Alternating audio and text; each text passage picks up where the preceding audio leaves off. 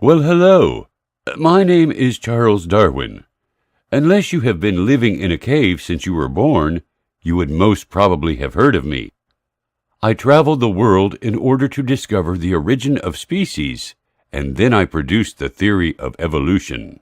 Of course I know you, and I know I'm speaking to a remarkable man. I've read all your books, and as a result, I am now an atheist. I beg your pardon? What did you say?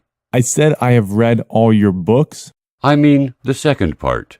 How could you conclude from my writings what I could not, when the very theory of evolution is my theory? What do you mean? I mean, I have always believed in God, even when I experienced some doubts. These were not connected with the theory of evolution.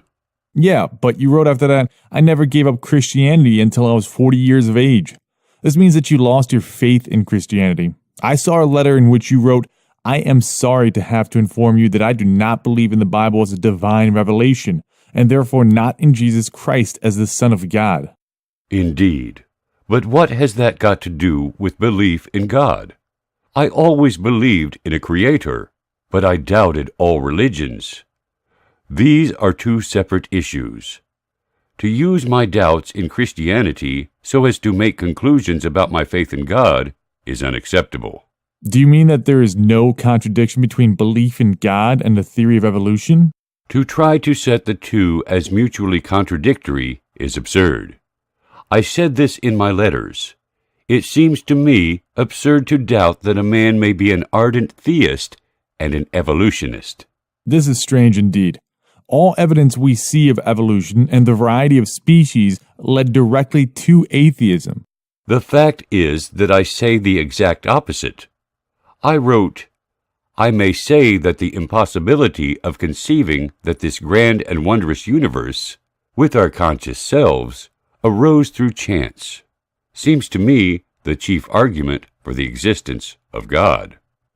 I also wrote, the strongest argument for the existence of God, as it seems to me, is the instinct or intuition which we all, as I suppose, feel that there must have been an intelligent beginner of the universe.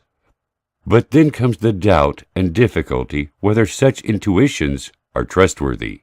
You see, you doubted the justice of such God. You see, according to the Journal of the American Scientific Affiliation, you cannot see the work of an omnipotent deity in all the pain and suffering, such as the ichneumon wasp paralyzing caterpillars as live food for its eggs.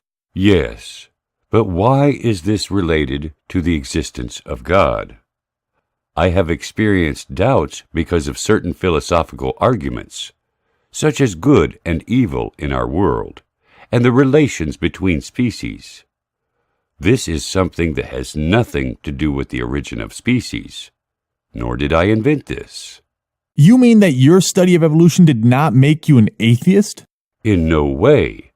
I wrote in 1897, 3 years before my death, I have never been an atheist in the sense of denying the existence of a God. So you were neither a complete believer nor a complete atheist? What was your real attitude? My stand was highly controversial after my death. However, no one can say that I became an atheist as a result of the theory of evolution. I will give you a clue. My favorite book was Natural Theology.